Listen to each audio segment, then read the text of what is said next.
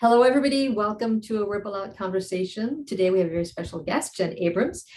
Jen Abrams began her career as a high school English teacher, and today she is an international educational consultant. She's an author, she's a voice coach, and she is one of the 21 women all K through 12 educators need to know. So welcome, Jen. It is lovely to have you with us today. I'm so excited. I'm excited. I'm wearing purple glasses just to celebrate. I love the color purple. I think it's one of the highest chakras, isn't it? It's either your chakra pier or it's your crown chakra. I think the crown actually is, yeah, I think it is. I'll have to look that up, but it's up there. It is up there. It is up there, which kind of connects to what it is we're going to talk about. So we recently connected, Jen, with your book, the publication of your new book, Stretching Your Learning Edges, Growing Up at Work. So I want to jump right into our conversation, and I'm going to ask you to tell us, you began your career as a high school English teacher, and now you're an international educational consultant, among many other things. So how did your journey unfold? How did you get to where you are today? I taught, as you mentioned, high school English for 10 years. And at that point, I discovered, and this is only for me, I love high school English, but for me, Macbeth dying at the end of the fifth act, every class period was a little small for me. And I know that people teach, Shakespeare for 40 years. So I'm not discounting that. But for me, it felt like it wasn't my journey. And so between that and a health scare and a breakup, it was just time for me to move. And I had an opportunity to become a new teacher coach. So I did that to begin with. And then I realized that I wasn't just coaching teachers that were new to the profession, but the administration that was also working on behalf of those new teachers wasn't having conversations, difficult conversations in humane and growth producing ways.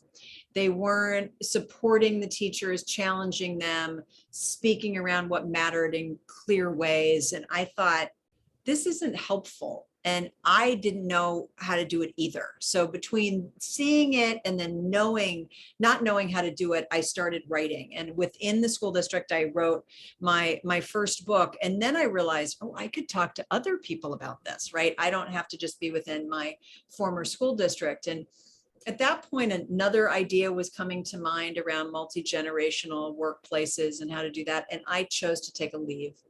And I took a leave and then said, no, I could really maybe try this as a consultant.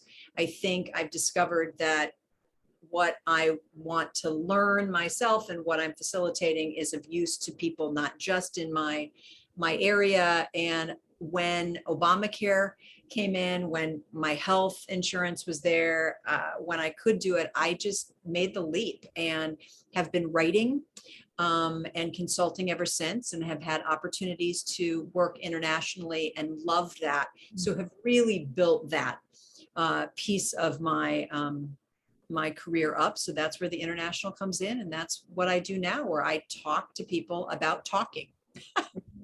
And that's what I started with. And that's what I'm still doing. I talk to adults about adult to adult communication in schools, something that I don't think we focus on enough. So that's what I do. Well, it's a question came up from when you were talking about where you started and how you got to where you are, is that when if you look at all your books, you've published many books. If you were to say in a nutshell, capture in a nutshell, what is the essence of what it is you're trying to capture and communicate in your books? I think that the problem, if there's a problem focus to the books, is we have credentials in how to teach our students. We don't have credentials in how to talk effectively to each other.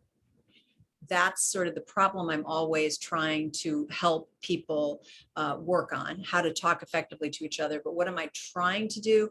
I'm trying to help adults communicate with each other in ways that expands the conversation, It doesn't diminish other people. And we have discussions that are humane.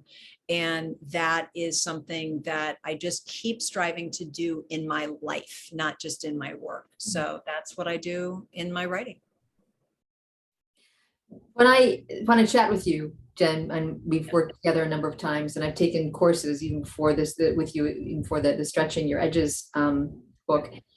There's an expansiveness in the way you speak that when I listen to you, it opens up possibilities. Like there's a lot of space there, if that makes sense. Yes, when I'm speaking with you. So what are the possibilities that you're able to create by making that space? I believe, and I've been studying right now, Robert Keegan's work around adult developmental theory.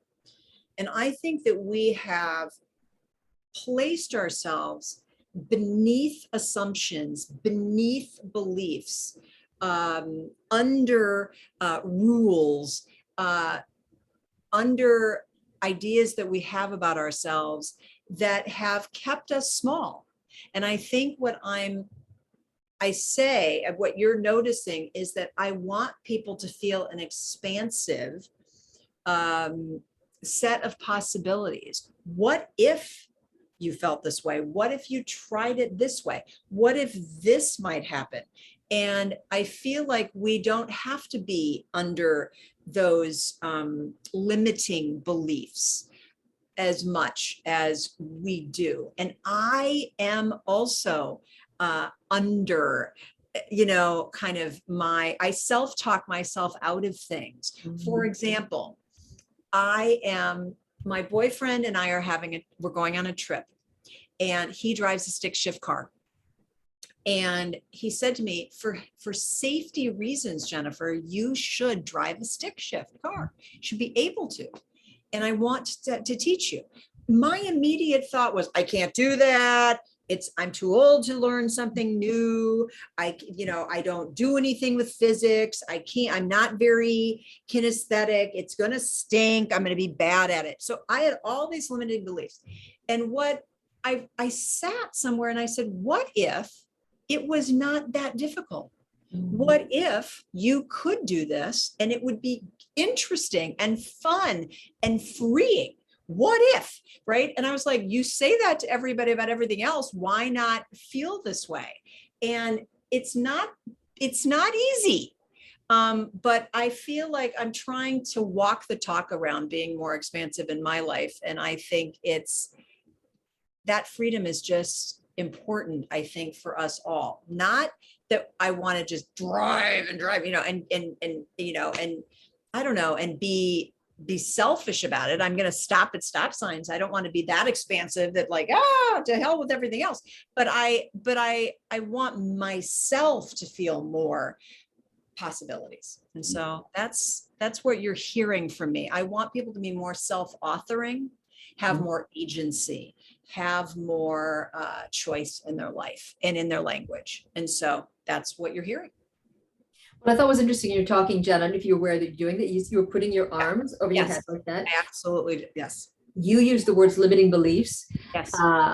In the Women and Leadership Framework, what I talk about is unconscious cultural beliefs. And it is the limiting beliefs that we have ourselves just because of what we perceive to be our capabilities. It's also those unconscious cultural beliefs that are inured in us, like from the minute that we're born. Even though our parents might have been as enlightened and we might have grown up in an enlightened, aware culture, it's almost like this air that we breathe that we can't even see. It's just there.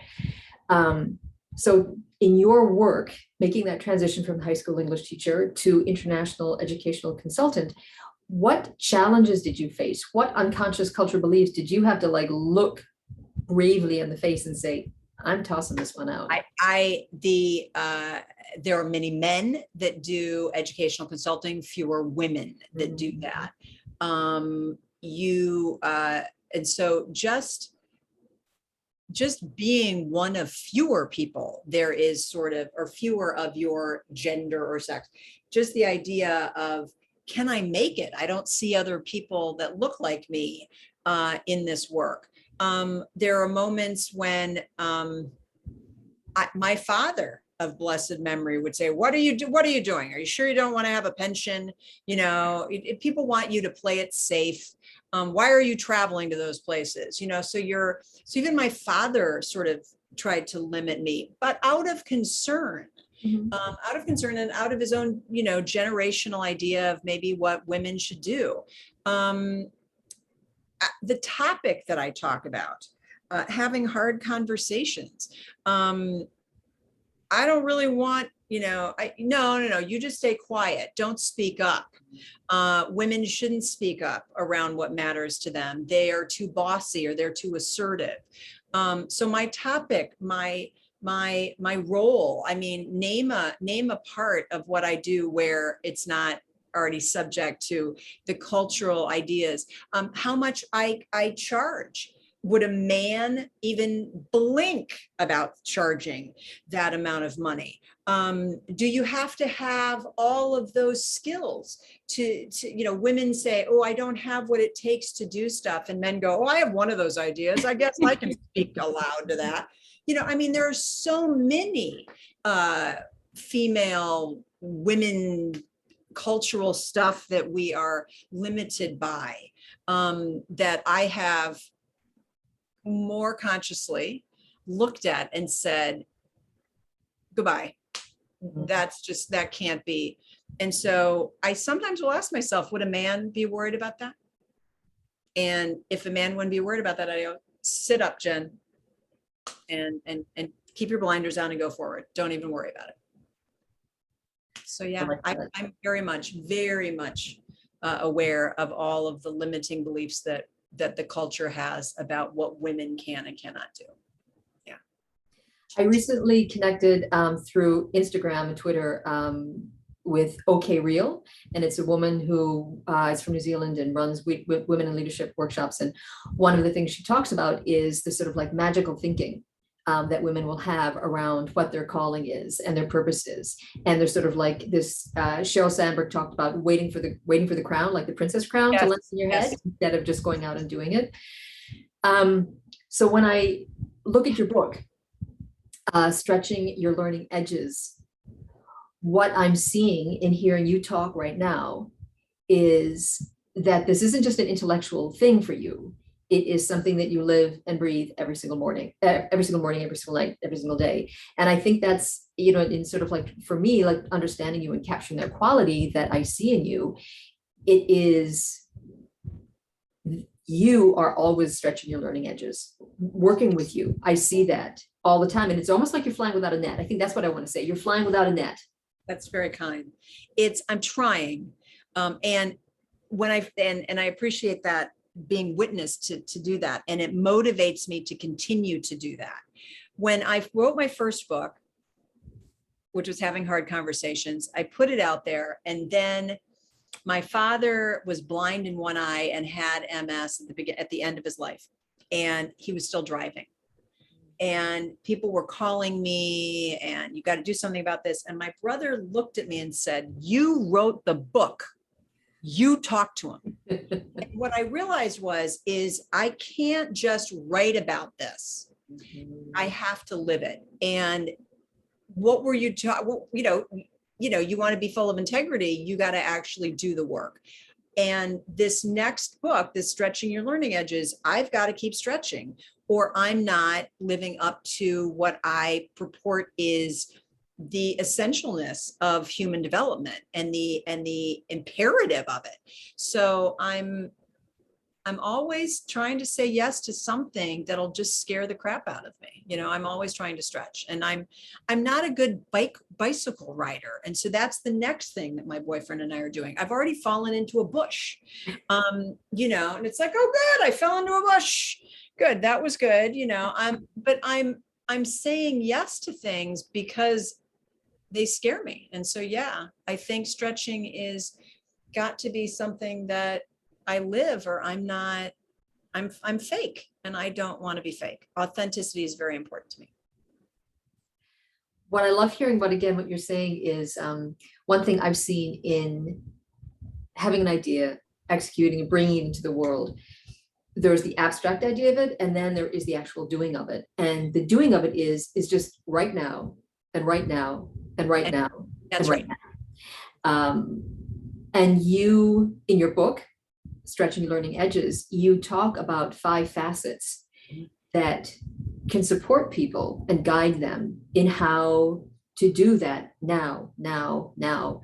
So tell us a little bit more about those 5 facets that you developed for your book. So I've been in the educational field for 32, 33 years now. Blowing my mind to say that, but I've been in the field for that long. And over time, I've witnessed where I've defaulted to some mediocrity, where I've not wanted to show up as my best adult self, where I've seen struggles happen in schools. And in alignment with adult developmental theory, which I've been studying, I put together these 5 facets of these are places that I've seen across the globe and across the 3 decades that we could stretch in order to be even more effective educators. So one is to know our identity or our identities. Within the United States, that could include all of our diversity, equity, and inclusion work, and working across culture. In international schools, that's across worldviews. It could be knowing your work style. It could be knowing your triggers, but how you know yourself allows you not to clash up against people, but maybe gently bump up against people in different ways. We have to suspend our certainty. I think that a lot of us, and this is very Western, and I am a white woman in the Western Hemisphere, I advocate a lot. The question is, can I also inquire? Can I suspend my certainty about I know the right way? Can I be open to acknowledging my limitations? The third facet is take responsibility. And my focus in that specific facet is about your language and your interactions. So if you need to have a hard conversation, can you take responsibility for doing that humanely? If you need to ask for clarification, can you do it before you get whiny and start screaming, you haven't been transparent, I don't know what you're talking about? That's not good. How can you ask for clarification before it gets there? If you have a concern, can you express it before it becomes a complaint? It's really about taking responsibility for managing things before they go down the wrong path. Engage in reciprocity, which has a lot to do with being a part of a collective. And in your teams, departments, and the field, we are a part of collectives all the time. Do we work on ourselves enough to be a value add to those teams? And do we respect each other enough to take what other people do and have that influence them? And do we do that with an equalness? Do we share that mutual respect with others? And my last one is build resiliency. And I know within the pandemic, we are building resiliency for bouncing back, and it feels like we can't make lemonade anymore. And I understand that.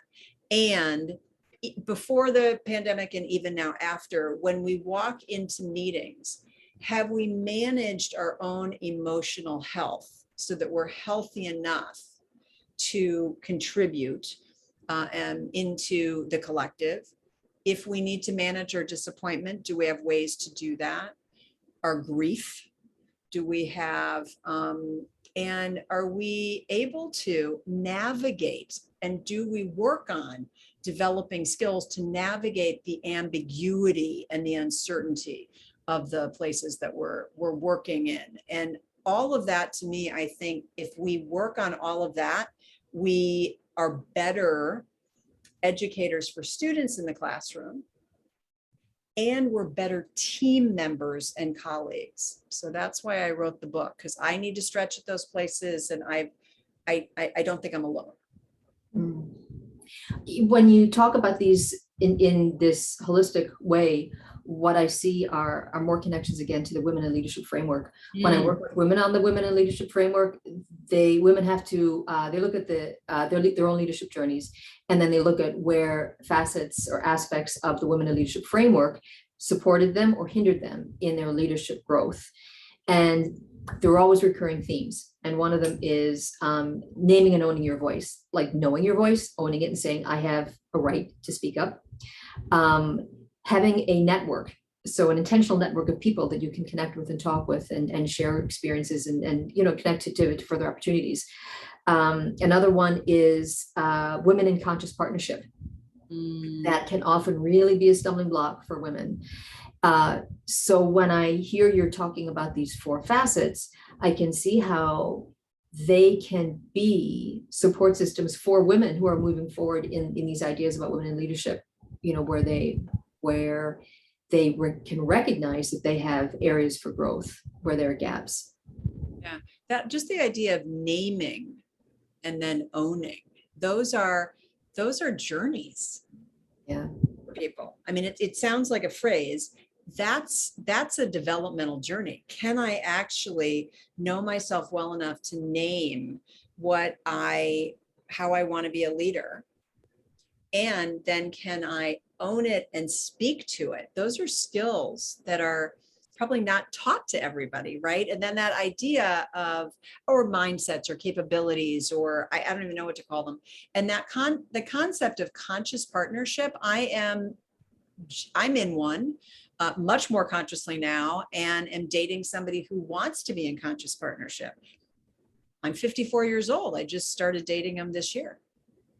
Where is that? Where have I think I've been driven, in relationship with, and I go like this just because I'm going to guess they were limiting beliefs, but they were also so unconscious. Yeah. Now I'm like, oh, I have a part to play in this. I'm going to name that, own that, and then ask for a partner who's willing to do the same. Fascinating and challenging work. But I think building myself and stretching at the edges I mentioned and looking at your stuff, it's great. It's great couple of, it's an alignment. Yeah. Yeah. And how does that connect with the idea about a voice coach? I was fascinated when I saw that on your website, that you're a voice coach. I have somebody who said to me, are you talking about, I've actually had somebody call me about that. I'm like, no, I don't. I wish I could sing. My self-talk is sometimes the voice, am I talking with limiting beliefs, and can I help coach you to see that those are limiting? Can we restate things in your own mind? That's a voice, an inner voice. Outer voice with hard conversations or collaboration, or how you message an initiative that you're going to try to roll out. All of that is language. So for me, I want you to find your voice around what matters. And all my books have spoken about that. And so it's both inner voice and outside voice. And so that's why I call myself a voice coach, because I think I almost feel like I'm a cheerleader, a raw fairy godmother, I will say to some people. Your friend, your coach. That's where I say voice coach. It's about voice. And what's fascinating about that is, the idea that we have this internal experience, and how do we take it from the internal to the external? And that has to be an intentional thing. It has to be intentional in the words that we use and choose, and how we act on what it is we say. Yeah, I agree with you on that. It's about the intentionality.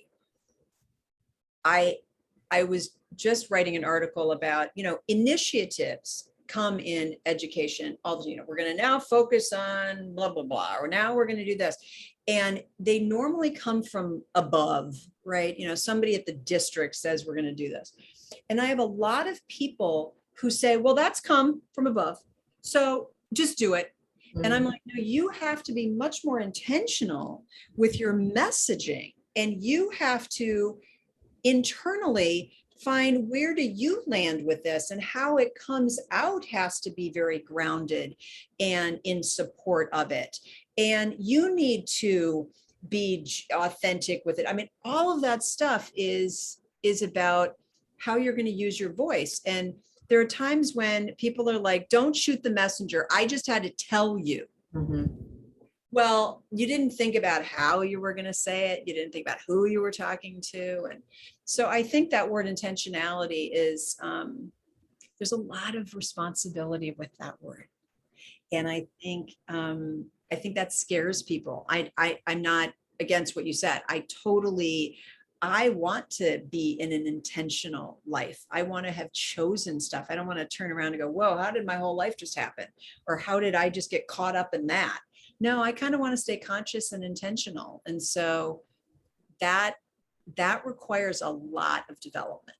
And so I appreciate that you're doing the work you're doing as well around women and supporting them to have a life that's much more, I don't know, much stronger and more intentional and conscientious, or conscious, I guess. Mhm. Yeah. So our final closing question here, Jen. If you were to have, we have women in front of us who are going to be our audience who are at that place of like, you know what, I'm ready for a change. I don't feel fully expressed in my life. I don't feel fully intentional. What guidance would you give them in wanting to look or move forward into a new direction? My immediate thought was find a coach, find a support network, find something to help you. I've had a conversation just recently where somebody said, I want to become a consultant. You know, I think I want to become a consultant. I think it's time for me to do something different beyond the work that they were doing within a job. And I said to her, well, what do you want to study? She looked at me and I said, what do you want to get engrossed with? Who do you want to talk to? How do you want to spend your day? And she kept staring at me. And I felt like what I wanted to do, you know, like, and I'm doing this because, you know, those eye exams, you know, Yes. do you see better with this or this or this? I felt like I needed to sort of put some things in front of her. Where do you want to go next? Do you want to spend more time doing work or less time?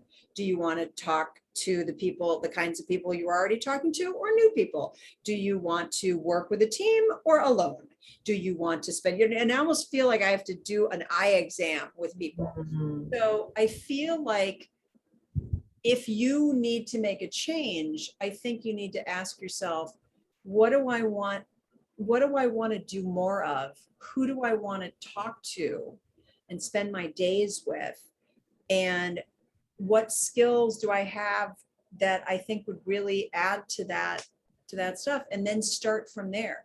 That is a very strange thing for people that have been within jobs. Yeah.